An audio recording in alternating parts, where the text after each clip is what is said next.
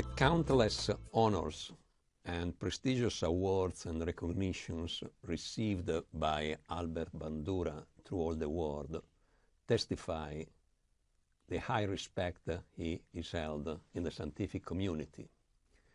They acknowledge the groundbreaking contributions of his work across broad areas of psychology as well as across many different disciplines.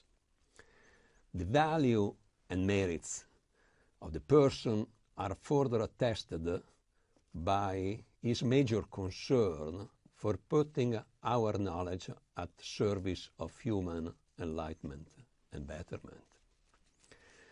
His theory was well suited to meet the revolutionary advances of communication technologies and to set the conditions to enable individuals and communities to better shape their lives and achieve the changes they desire.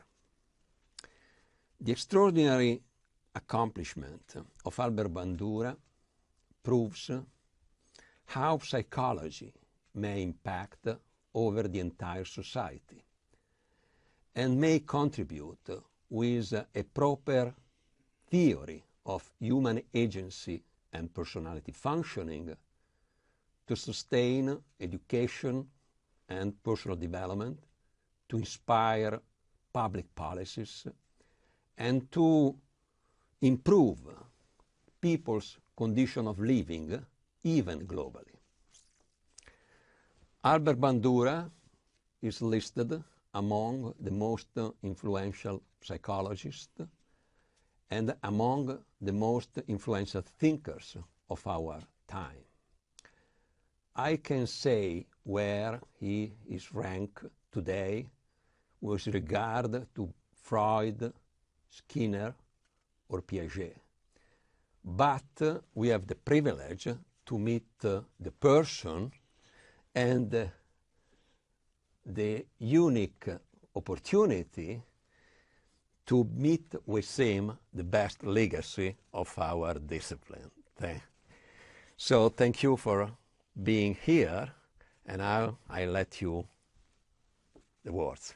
Well, thank you for this very generous introduction.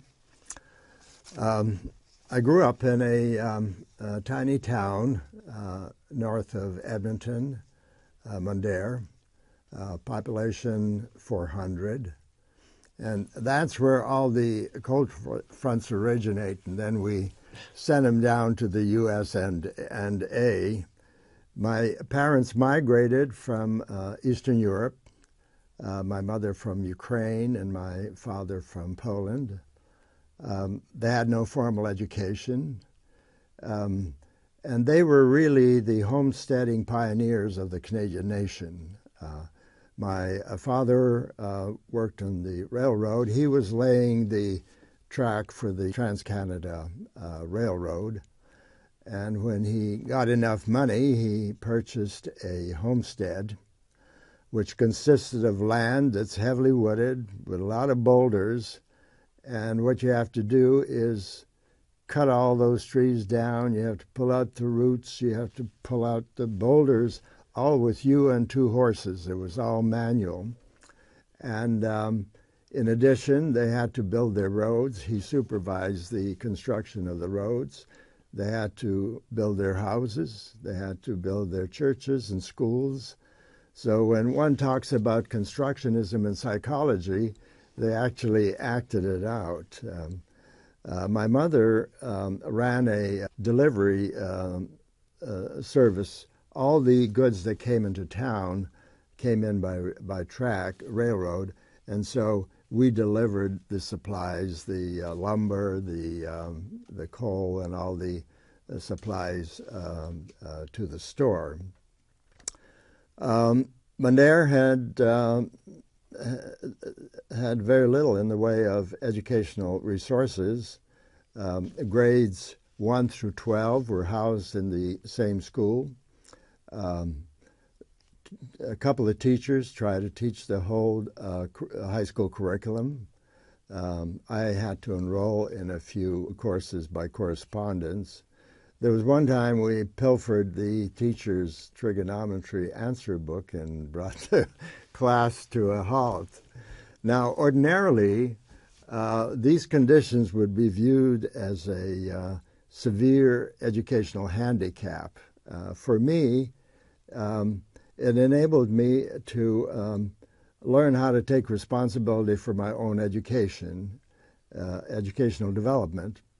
And now, the content of these courses is perishable, but the acquisition of self-directedness has really served me very, very well throughout my whole career. In a way, my theory, my psychological theory, is founded on human agency, which means that people have a hand in determining the course their lives take. And in many respects, my theory is really a reflection of my life path. Interesting. And what got you from the little village of Monder to the British Columbia University? That is rather prestigious at that time, too. Yeah.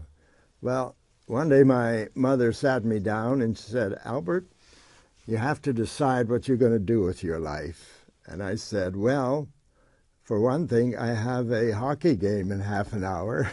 She said, "No, you don't."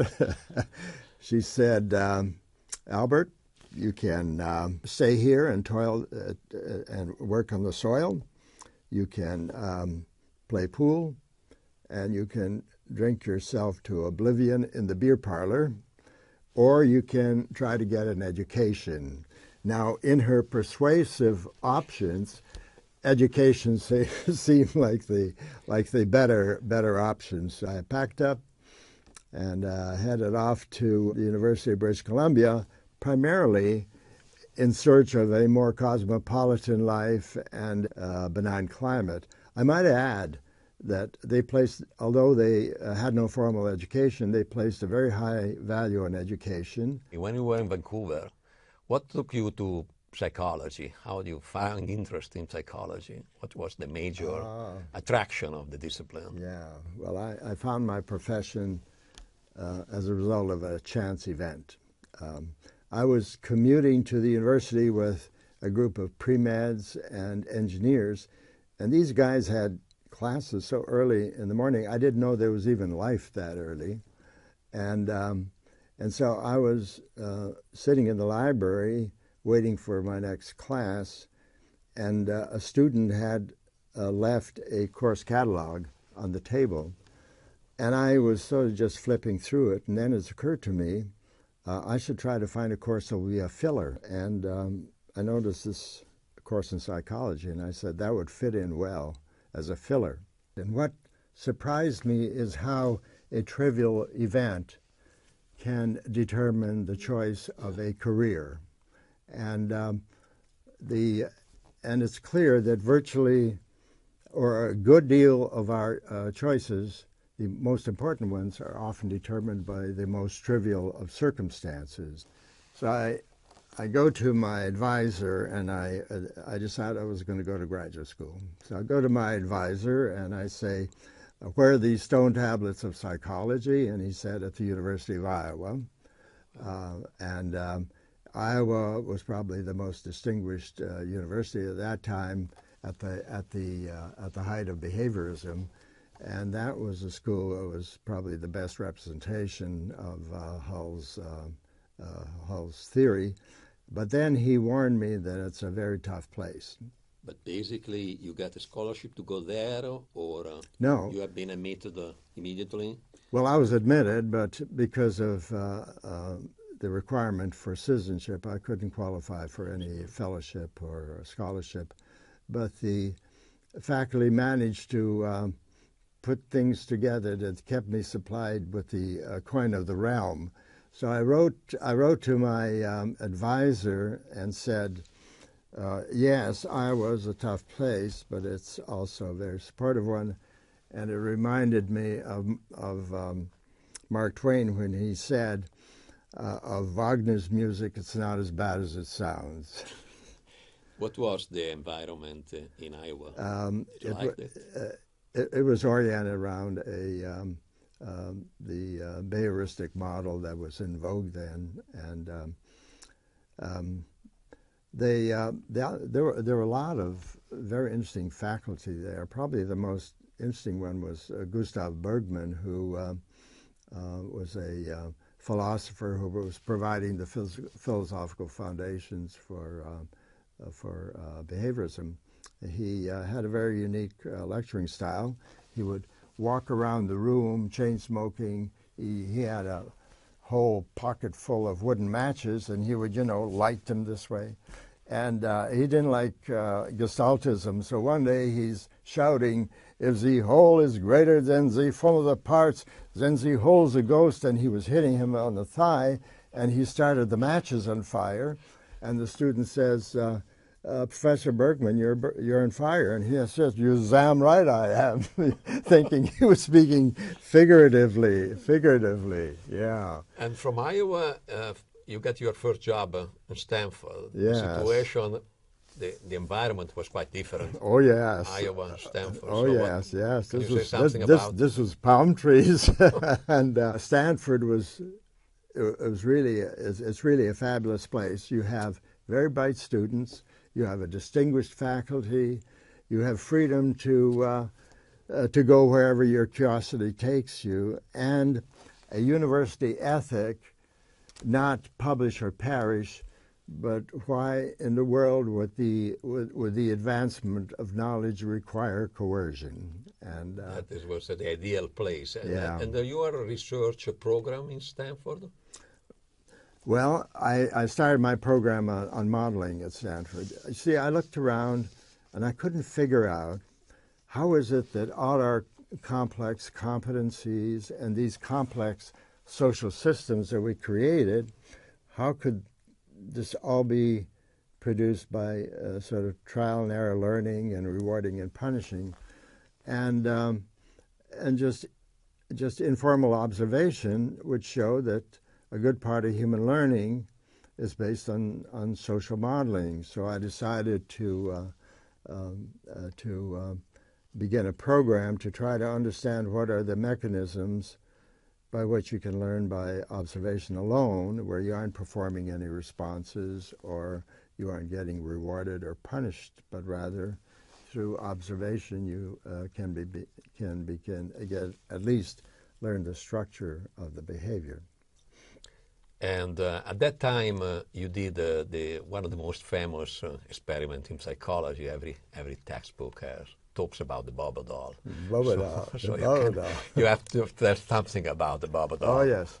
Well, you see, I was doing research on different conditions of modeling, and it was about this time when modeling became an important social issue, because this was the advent of television, where the television diffused very rapidly, and so families were sitting there watching every form of atrocity being modeled in the comfort of their homes, and there was growing concern about what effects this might have on their children, and so I was viewing the advent of television as foreshadowing a future in which the symbolic environment would become much more important than the immediate physical environment,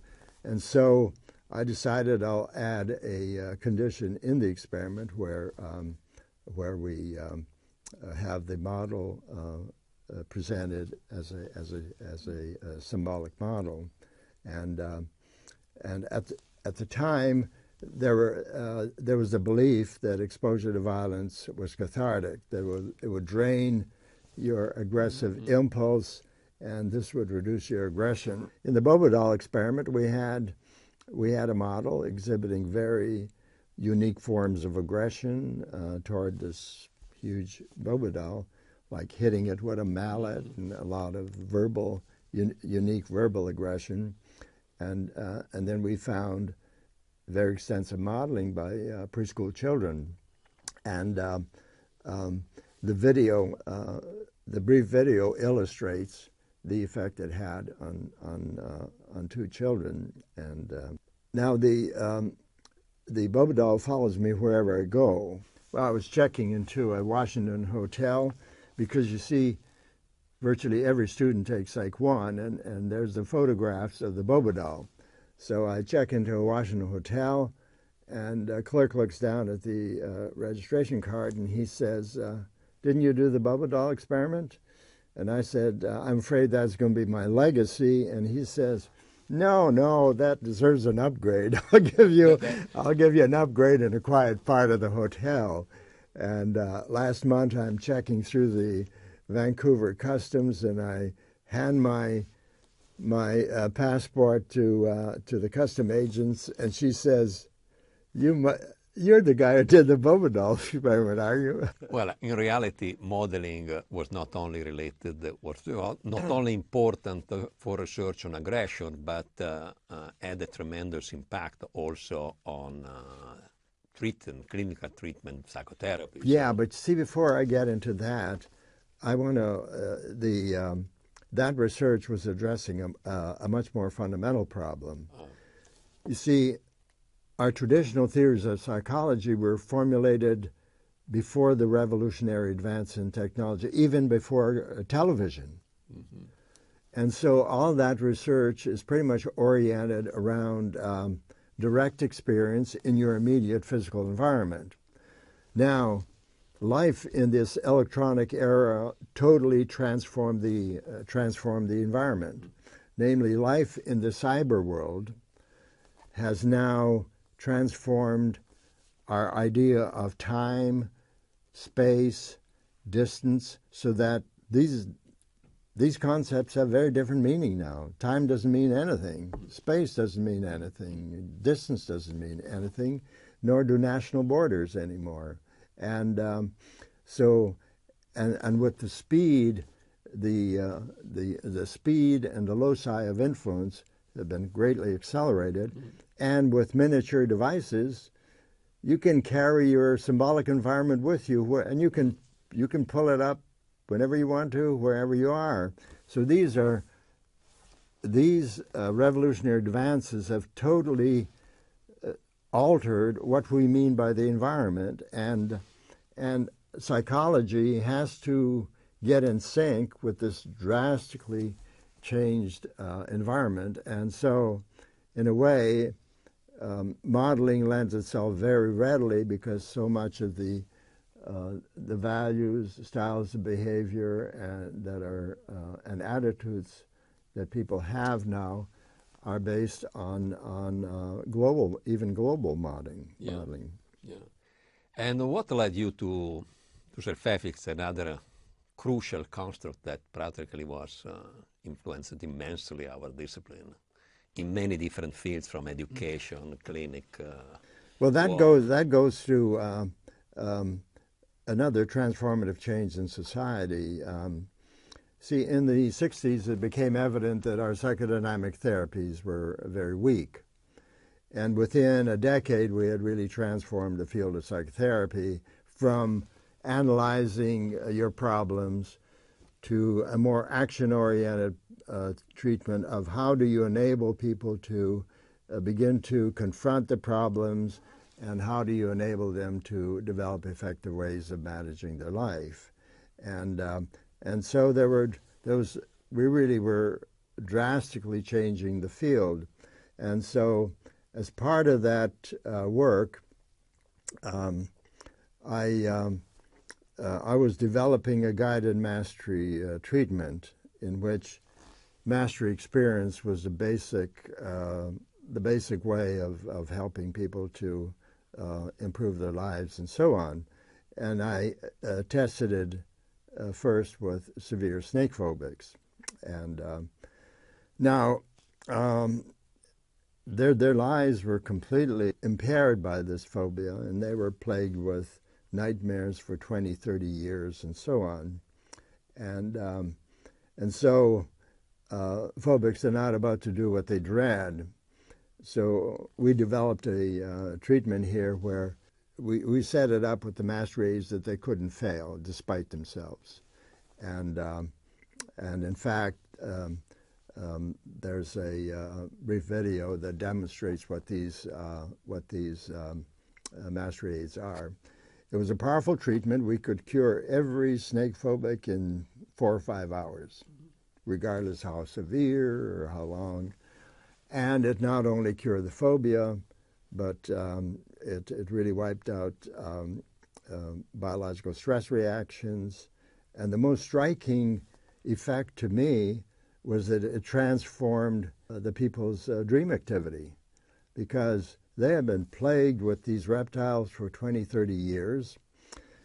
4 or 5 sessions of waking mastery experiences transformed their dream activity. So these reptiles suddenly began to take benign properties. And one woman came in and said, "You know, I had a dream yesterday." And I said, "Yes." And she said, "I dreamt that a boa constrictor had befriended me and was helping me wash the dishes." So I figured she was cured. But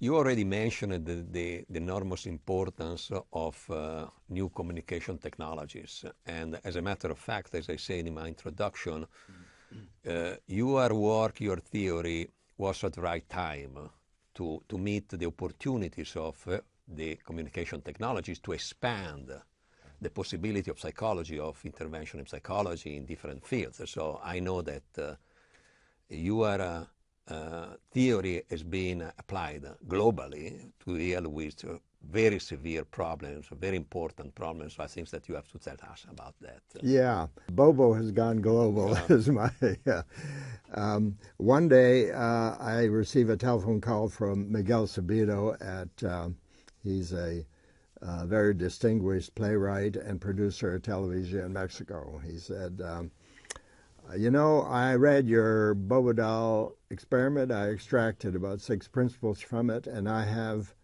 created serial dramas to produce society-wide change. And one is to increase the literacy rate in Mexico, and the second is to bring down the soaring population growth." Now, we often have examples in the physical and the biological sciences of how research conducted for its own sake has had unanticipated social benefits. In the case of the bubble doll experiment, here you had an experiment that was done 45 years ago. Miguel read about it, was able to develop these serial dramas to affect society-wide change. These are not fanciful stories. You model people's everyday lives. You model the impediments they're struggling with. You help them adopt a vision of a better life, and then you inform them, you enable them, and you guide them to take the steps to realize that. And the other thing that has fantastic generality and power is that you can have multiple intersecting plot lines so that you can address virtually every issue in a society. For example, in one of the serial dramas in Mali in Africa, child traffickers go to poor families who have a lot of children, and they trick them into giving up some of their children with the promise that they will educate them and send money home, and then they sell them for the slave market in the cocoa plantations. And they do that also with children who have been orphaned by parents who have died of AIDS. So, you know, we have about a 10-segment bit in our serial drama there in which we expose this. And the viewers now understand what's happening, they discuss it, and they take action to stop it. Another brief example is 130 million women in Africa are subjected to the brutal genital mutilation procedure. So in Somalia, where we had one of the serial dramas, we had a segment on this problem. So what we do is dramatize how a little girl to whom the people are deeply bonded, we dramatize her going through the genital mutilation procedure and the physical and psychological trauma.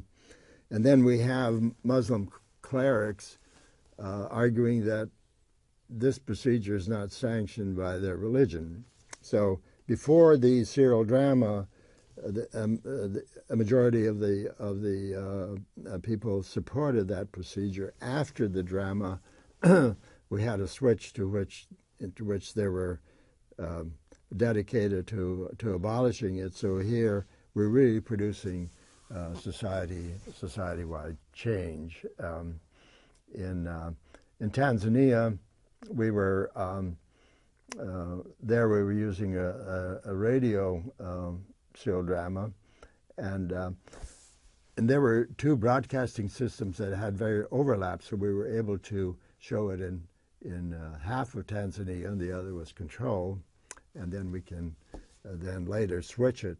And here again, the kind of problems that we're addressing is how to promote national literacy, how to raise the status of women in societies where they're denied aspiration and they're denied their freedom and dignity. We are helping families in planned childbearing so they can break the cycle of poverty and also enable women to develop rather than just producing a lot of babies. And then we have segments to try to curtail the spread of the AIDS epidemic, and then we have segments in which we're promoting environmental conservation. You see, we're destroying much of the ecological supports of life that have evolved over eons to keep the planet cool and habitable. We have about 40 or 50 years to clean up our act, and if we don't, we're going to have a planet that's hotter, more crowded, devoid of biodiversity, and declining natural resources. So a huge effort of the serial drama is to. But in this case, it's not only a matter of individual efficacy, but also of collective efficacy. That's another topic that you addressed. Well, yes, because when you're working with society-wide change, yeah, you have to enable people to believe that as a group they can effect change. And in the AIDS one in Tanzania, see, in the dramas we also always have three models: a positive model leading a pretty functional life, negative model, very dysfunctional, self-destructive life, and then a transition model, one who starts negative and goes positive. So in Tanzania, AIDS is transmitted heterosexually in these truck stops, and there are about 400 or 500 prostitutes. About 2/3 of them are infected, and then about a third of the truckers are infected. So we have, in the drama, we have 3 truckers. One is unprotected. It's clear that he's going to get infected, and then one who is cut back on partners and is protected, and then we have the transitional one. So these 2 truckers try to get his buddy to begin to adopt self-protective practices. He refuses, and in the drama, he contacts AIDS, and then we try to raise the status of women here. That women do not have to be victims of a person who obviously would infect them and so on. So So we work on that as well. But you to develop a kind of collective agency. That means in order to be able to deal with problems that are quite at collective level, at community level, not only at individual. That's right, because we also are dealing with how do you build the efficacy, and that's done collectively. How to build build and provide the support for the wife. So in the broadcast region, the national AIDS program there distributed 32 million condoms, and in the control region 1 million. So these are in our dramas in India. You know, we have an audience of 125 million, and we're dealing with, for a psychologist, that's a good number. Very busy over a variety of topics, and did it affect your personal family life, or you was able to take a break sometime? That is also interesting. How do you make compatible science, creativity, and kind of human life? Yeah, but you got to take a break from the cerebral stuff. Particularly when I came here, I built my own furniture for the most part. I have a flourishing vegetable garden, and later on I spent a lot of time playing with my grandchildren. And we have the benefit that we're in close proximity to the noble grape, so we make sure we hit Napa Valley. My wife and I love opera, so we always are sitting there in the upper deck of the opera system. And still you are very active. I know that you are working on a very important book on moral disengagement. I think that you should say something about, you should anticipate what is the major aim of the book and is more relevant new contents in the book. So can you give us an example of the kind of mechanism and the situation where these mechanisms are applied? Well, I think the best example, I have a chapter on it, is moral disengagement of the death penalty. And our research has studied it at 3 levels. At the public policy level, do you support the death penalty? And here you have great controversy, namely you have moral justification by citing the Bible, the eye for an eye, the retribution argument. And then, for example, Pope John Paul said that, he opposed the death penalty. And those who were supporting said, that's a private view of his. He's not really reading the scripture right, so they're arguing about the morality. And so if you assume that you have biblical support for it, there's no reason why you should have a moral problem. Then at the second level, at the jury level, people have to condemn a person to death. And so what you do, you structure the capital trial in such a way they'll be able to do it. You structure in this way, but also you have to convince people to do certain kind of jobs. So that means, imagine the person that is... So you have the jury, and they have the task of condemning a person to death. So how do they use moral disengagement to do that? Well, first of all, if you're a strong supporter of death penalty, you don't serve on the jury, so they're always already coming with a bias. Secondly, they displace the responsibility for the decision to the sentencing instruction, that they had no other choice according to the instruction except to sentence the person.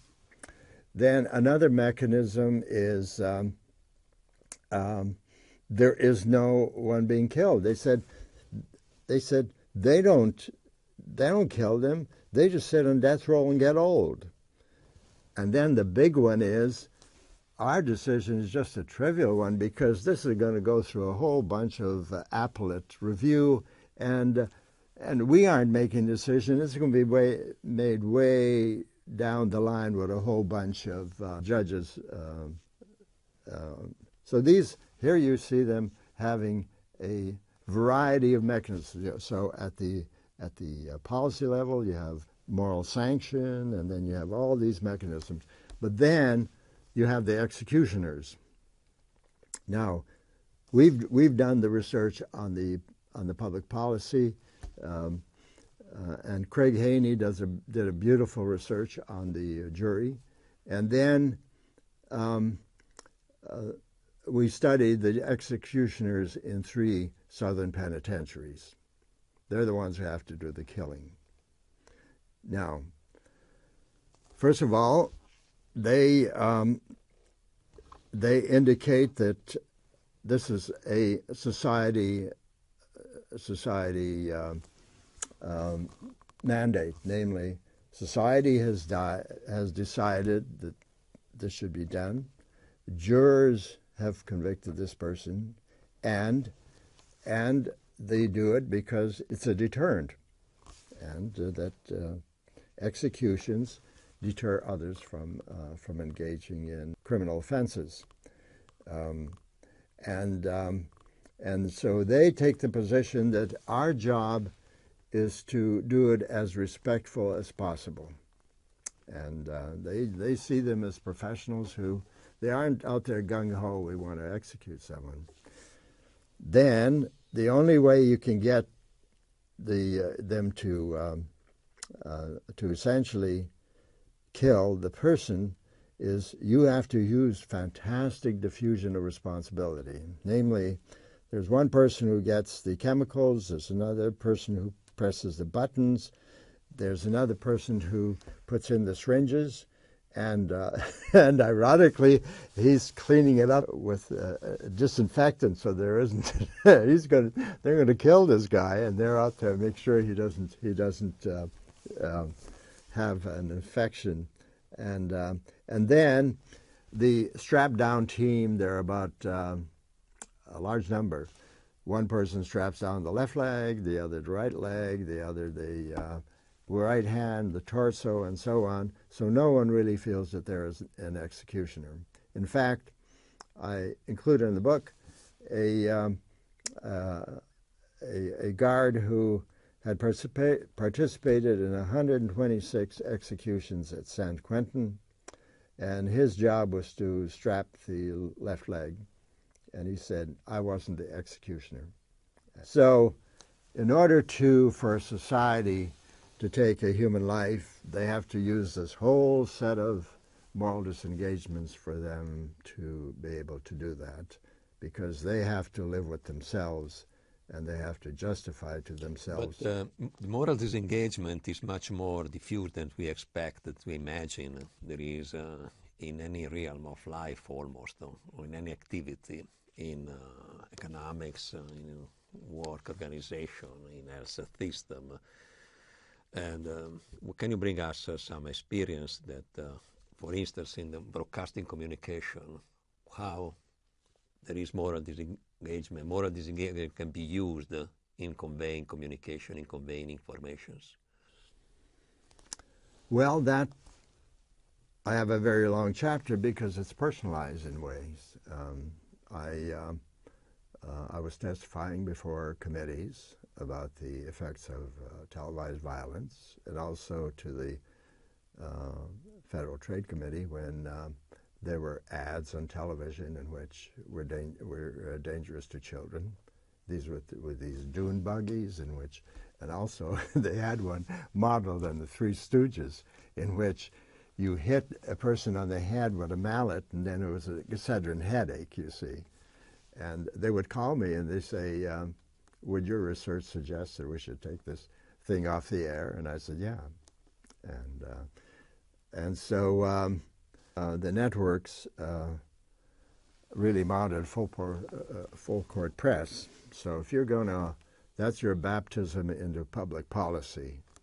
And I was an untenured professor, and they sent out literature saying that my research was flawed. CBS hired psychologists to write critiques of my research. Nefren, who was the editor of TV Guide, ran a whole series of essays with titles such "Children Are Not Rats," because if you run an experiment, you see that's rats. And then another one was titled "Man in the Eye of the Hurricane," that the Bandura school has taken over Washington, and the Surgeon General is acting as though Rome is burning and Bandura is the fire extinguisher. Then I get a call from one of my graduate students who says, "Al, you're on television." I said, "No, I'm not." He said, "You sure are." Apparently, they had put out a whole movie titled "The Storyteller," in which they used all the 8 mechanisms of moral disengagement. And so the plot line was a writer who had written a script in which there was an arson, and then some kid modeled arson, and the child was killed that way. And so what they did is the mother of the child who died, they had depicted her as the attacker, because so you had, if I were to describe the whole series of verbal mechanisms, the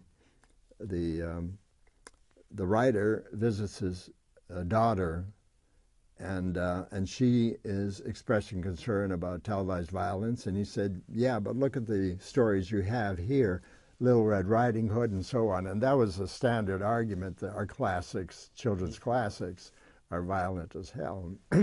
Then they have, so they have these kind of scenes, but the way I apparently appear in there is they have a person representing a researcher who did the Bobo doll experiment, and he didn't come out looking very good at all.